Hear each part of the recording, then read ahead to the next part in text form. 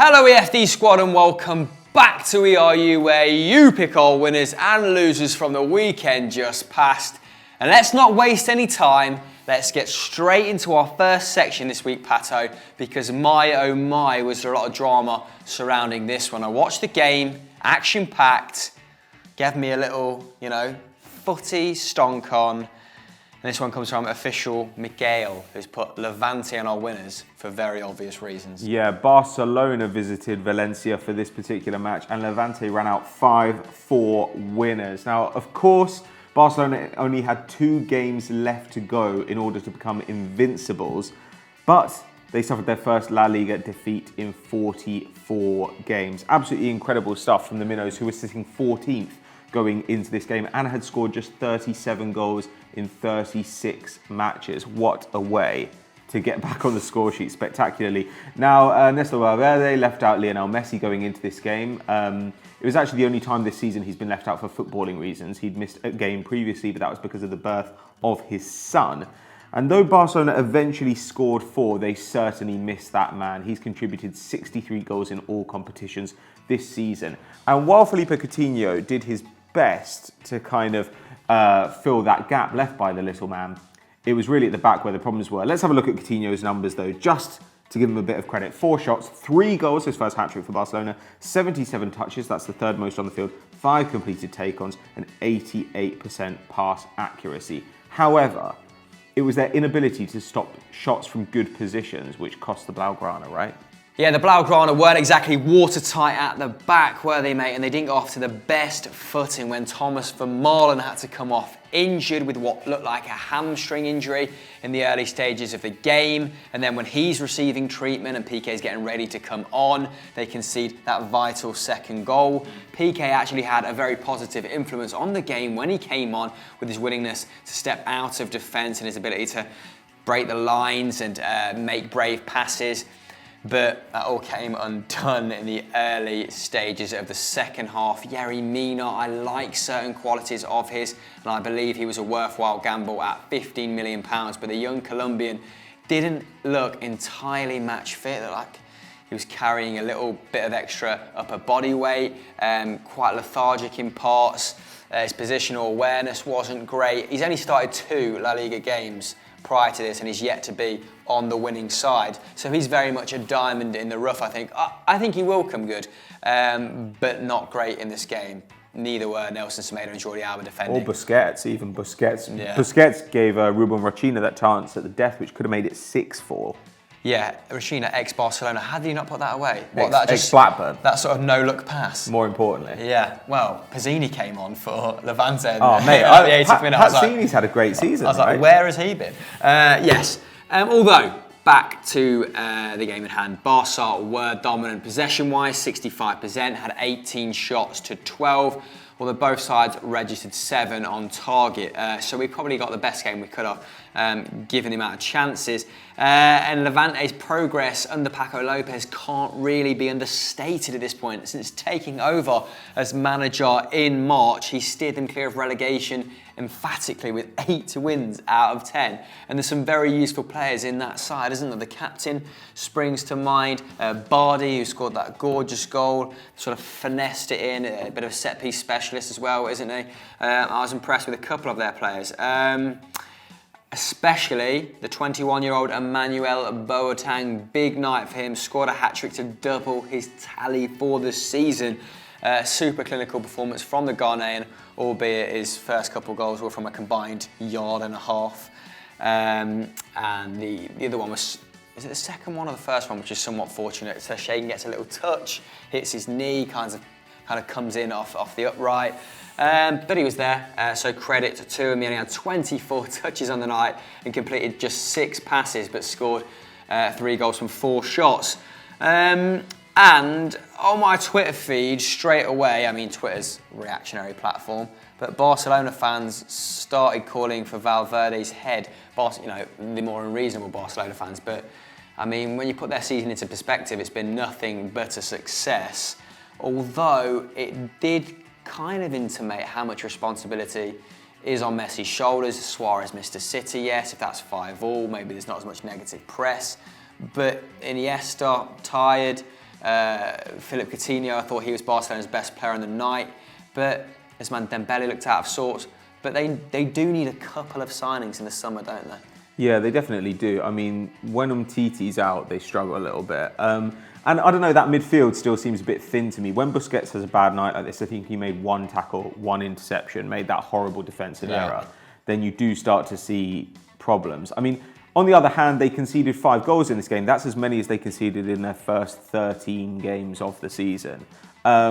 So, yeah, it's been a good campaign for them. They've conceded, I think, 2/3 of a goal per game up until this one. This has been an anomaly, hasn't it, in terms of Valverde's Barcelona, normally pretty watertight. Yeah, though I do think they've been getting the rub of the green, so perhaps they were due one big game which kind of showed that the errors are still there. And maybe, actually, that's a good thing. Instead of going into the summer thinking that they're this invincible side, they go into the summer knowing that there's work to be done. So Barcelona did not finish the season unbeaten. It was so close. There's only one more game left, but this one against Levante suggested that everybody was a little bit too relaxed. Yes, it was Busquets, Rakitic and Iniesta in the midfield, but the front three of Luis Suarez, Coutinho and Dembele failed at something that's absolutely crucial, and it is to defend without the ball.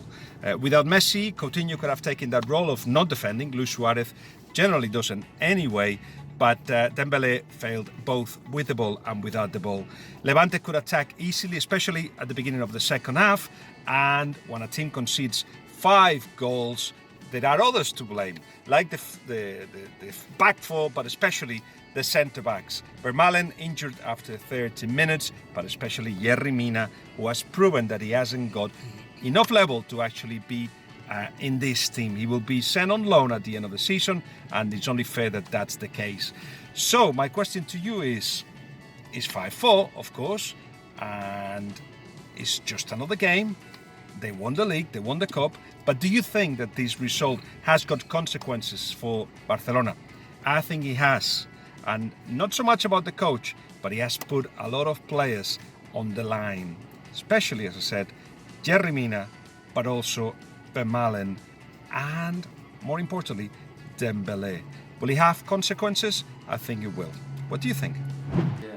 It's an interesting one. Barcelona fans calling for Valverde's head.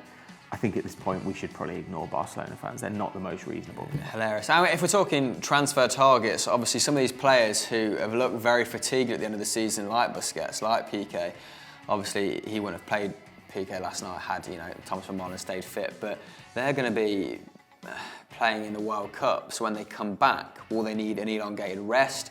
Does he have to take that into account? Maybe he needs signings that are going to hit the ground running. It's certainly going to be quite interesting watching how things unfold this summer in Catalonia. What do you guys think? Who do Barcelona need to sign? And do they need to give Piqué and Busquets a rest? Yes is the answer. First losers of the week are Hamburg. This comes from @TryanBC7. This one's been coming for a long time. They've basically been doing a Sunderland, fighting gravity. Gravity wins. What's happened to them? Yeah, 7-year dance with death pretty much, and it's resulted in relegation from the Bundesliga. Good. And now, after 54 years and 261 days, HSV are the last founding members of the Bundesliga to succumb to relegation for the first time, Patrick. They finished this season 5 points adrift from safety and 2 behind Wolfsburg, who will be going to the relegation playoff against Holstein Kiel. Weren't you betting on them earlier in the season, you outlandish rogue? I don't want to talk about it, mate. Stop giving up my secrets. Did it not go well? No, it did go well. I want some money on Holstein Kiel. And it was a bit of a bittersweet ending for the Hamburg faithful because it was a dominant performance against Borussia Mönchengladbach, who they beat 2-1 on the day, despite having a man sent off. That was Bobby Wood. He was given his marching orders, and they peppered Gladbach's goal. 17 shots with 8 coming on target. So yes, the Hamburg fans will be wondering why the team wasn't producing this sort of performance earlier on in the season. Ultimately, it didn't matter, all that good work, as Wolfsburg battered bottom Cologne 4-1 to send Hamburg down. Die Rothesen fans even promised to send barrels of beer to Cologne if they pulled out a result. somehow that motivation didn't work. Patrick. Well, the Hamburg fans had actually a different strategy in mind. They were fearing relegation so much that they brought flares along to the game and threw them onto the pitch in the hope the match would be abandoned. And I tell you what, it was a pretty exciting sight to see, the first one that Hamburg fans have had. So as you can see, fireworks off the pitch. There haven't really been any on it for quite some time. Klaus-Michael Kühne, who's actually the owner of Hamburg, he's pumped tons of money into the club, but that's basically been frittered away on signings like Lewis Holtby. He said, economically speaking, Hamburg is the worst investment decision of my life. Earlier this month, he said that, so obviously had faith in them pulling it out at the last minute. Borussia Mönchengladbach fans had a bit of fun as well. They brought a banner into the ground which featured a live countdown of the time until HSV got relegated. Love that shit house, right? However, there is a little bit of light at the end of the tunnel. Of course, they have that money from Kühne, so they can invest and hopefully rebuild an actually decent side. Plus, they've had Christian Titz. He's been managing them. Let's not touch that one. I thought I'd be able to get past it. Yeah, I couldn't. It is good. Anyway, the 47-year-old coach has led Hamburg to victory in 4 of their last 6 games. The 13 points gained in his 8 games in charge, that's actually more than a third of the total for the entire season. So pretty amazing. If he'd come in a couple of games earlier, then Tits could have kept them up, is all I'm saying. Yeah, here's the Tits. Yep, as it was. Come on, Tits. He was not capable of doing it. So Hamburg relegated. Hamel demoted for that particular comment. Let's move on to the next one. Our final victors come from Vichy Vengeance, and it's Strasbourg. Now, I'm a big fan of Vengeance. Are you a big fan of Strasbourg? No, but they may well have more fans next season after they've secured their safety in League. And this is their first season back in the big time, and they beat Lyon 3-2 at home to do it. Pretty spicy stuff. It could have a bad effect for Bruno Genesio's side as well. They're obviously still chasing Champions League qualification, and they're now just 1 point ahead of Marseille, who go to 12th place Amiens on the final day, whereas Lyon face Nice, who are in 6th. So that could be quite tight. That's one to keep an eye on. But Strasbourg, you wouldn't have necessarily put money on them staying up. They've conceded 66 goals this season. That's the 3rd worst defensive record in Ligue 1. They've scored 44 though, and while that doesn't sound like a lot, that's actually the 10th best in the division. And really, it's been 25-year-old Cameroonian striker Stéphane Bahoken who's been really useful for them. He came up from the lower leagues. He's got 0.4 goals per 90 this season, 7 goals in 22 league games. And that's not to be sniffed at for a player on a team who are struggling against the drop. In this match, he scored the opener, but that was eventually cancelled out by a penalty from Fekir. Lyon went ahead through Aouar, and in the 88th minute, it looked like they didn't have much time to come back, but Nuno da Costa and Dimitri Liénard managed to seal the win for Strasbourg. Despite only having 38% of the possession, they had 9 shots to Lyon's 8, they had 4 on target to Lyon's 3. So a really, really good performance. Strasbourg are staying in Liga. Yeah, and a key performer for me was 30-year-old left wing-back Dimitri Liénard, as you just touched upon. 4 tackles, 1 interceptions, 2 shots, both on target, and 1 goal on the night. So a very well-rounded performance from him. And like you said, this was very much a shock result. This was Lyon's first loss in 9 games after 8 straight wins. Been finishing the season very strongly, haven't they? Where they've scored 24 goals. Wow. Now, even if Lyon do miss out on Champions League qualification, they can still be pretty proud of the season they've had. I'm sure the fans won't view it that way. They've scored the 2nd most goals and have the 2nd best defence. So that maybe impressive. Haven't got the rub of the green across the course of the season with certain results. But if Monaco fail to beat 19th place Troyes away on the final day, they could still finish 2nd. Monaco are on 77 points, Lyon on 75, and Marseille on 74. Ooh, so exciting. Extremely exciting. Génial season. End of the season in France. Now, there will undoubtedly be interest in some of their top talents this season. We already spoke about Fekir's got 21 goals and 8 assists now on Continental Club, being linked with Liverpool, £70 million, so on and so forth. Mariano, who we've mentioned on a few scout reports, obviously bought in for £8 million from Real Madrid, maybe with a few add-ons as well, but his season looks like this: 20 goals, 5 assists. And Depay has been immense of late. His last 10, 11 games, he's really turned it on.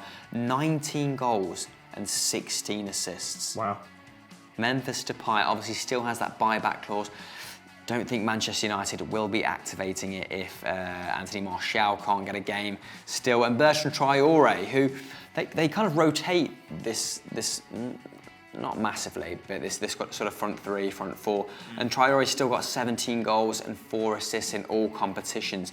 So yes, Bruno Genesio will do very well to keep hold of that stable of talent. Now, the ex-midfielder is only finishing his second season, and with a win percentage of 56%, you know, people on the continent might be interested in his services. Although you have told me before that in France, in certain parts of France, he's not very well thought of. No. So who knows?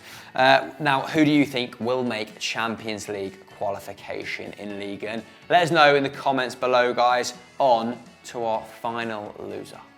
Our final loser of the week are Inter Milan. This comes from @Cife Star. Now, Inter face Lazio on the final day, and it looks like that game is going to be a barnstormer, but I need you to explain why. Yeah, as the neutrals here, we are the winners. But if your club has been occupying the last Champions League berth in Serie A this season, you're probably going to be a little bit pissed off, because Lazio, Inter have done their best to sabotage their chances of securing Champions League football.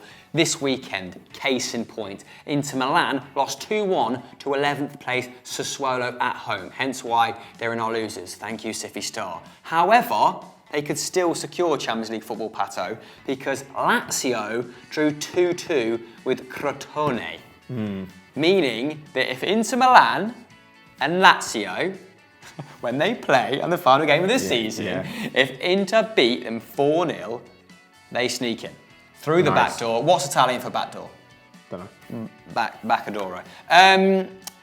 But Lazio, unfortunately for the Nerazzurri, have only conceded 4 goals on 2 separate occasions in Serie A this season, both to Napoli, who score a lot of goals, don't they? Inter Milan, not so much. Anyway, back to the game in hand. So there's the context, back to the 2-1 defeat to Sassuolo, because the goals came from Matteo Politano, that was a cheeky low free kick, and Domenico Berardi in the 80th minute before Rafinha's late consolation. And I really like Rafinha, Pato. That's 2 goals, 3 assists now and 11 starts. He creates 2 key passes a game, beats his man 2.5 times a game. These are good, solid figures for a man adjusting to Italian football who plays in central midfield, aren't they? In my opinion, anyway. But Inter can feel a little bit hard done by in this game. 74% possession, 17 shots to 13, so still a little bit porous. 8 shots on target to Sassuolo's 5, and they have scored 63 goals this season, Pato, which is the 4th best in Serie A, and only conceded 28, which is the joint 2nd best, along with Napoli and Roma. So the fight for Champions League football this season has been an absolute slugfest. And if they hadn't had that dip between December and February, where they drew 6 games, lost 2 and won none, scoring only 5 goals, then Spalletti, arguably, you know, candidate for manager of the season, but they did have that big blip. So, yeah, so probably not. I think Spalletti's still dealing with a relatively thin squad. Yeah. But let's have a look at, for a second, at Sassuolo's manager, Giuseppe Iachini, who's had a kind of a lot to celebrate. He took over in November. The club were in 14th. They'd only won 3 of their opening 14 games. But towards the end of the season, that's really picked up. They've lost just 1 of their last 11. They've won 5 of those. So pretty impressive stuff, because despite scoring only 29 goals in 37 games, they're in 11th. They're 8 points clear of relegation. It's pretty remarkable. Spalletti, I think Spalletti can be happy with this first season. I think he's got a good core of midfielders, but I think his attacking options are very limited. He's having to try and get the most out of Candreva, Perisic, Icardi. And they don't really have a lot of depth in that position. However, they've only finished in the top 4 once in the last 7 years. So I think if they end up there, then that'll be a significant overperformance. They've got 69 points. That's their best since 2010-11 when they finished second. Their 28 goals conceded is their third best this century. Though, of course, they've got that one game left to play against Lazio, who are scoring for fun this season, especially Ciro Immobile. The 4 signings last summer that Spalletti made, the main signings were Vecino, Skriniar, Dalbert and Gagliardini. They were signed for a combined £78.3 million, average age of 23. So that shows that they're looking towards the future. And they've played 70% of the league games. So his signings have been good, they've been useful. And if they keep hold of Icardi, who's bagged 44% of their league goals, then the future does look bright. Let's just hope that that last game of the season is a really, really exciting one, because I think both sides have a claim, you know, to deserving a Champions League spot. So what do you guys think? Who will win it? Inter, Lazio? Let us know in the comments below. I'm going to go Inter. I bet you're going to go Lazio. Yeah. I want it to be Inter. I think Lazio. I think they'll do it. They've got to lose by 2-0. 2-0. All right, fine. Well, specific. Well, no need for it. let us know if Chris is wrong in the comments. Week after. If he's right, don't say anything. So that was our penultimate ERU of the season, guys, and then we'll probably do a couple of season reviews for your viewing pleasure. Padger and Strawn, what else is on for people's, you know, pleasure, for pleasure seeking? Stop saying pleasure. Pleasure. Christian tits. Weird. Anyway, you have a Stat Wars against Adebayo Akinfenwa, I believe, so people can go over and check that out. I was on Hot Takes with the Beast himself.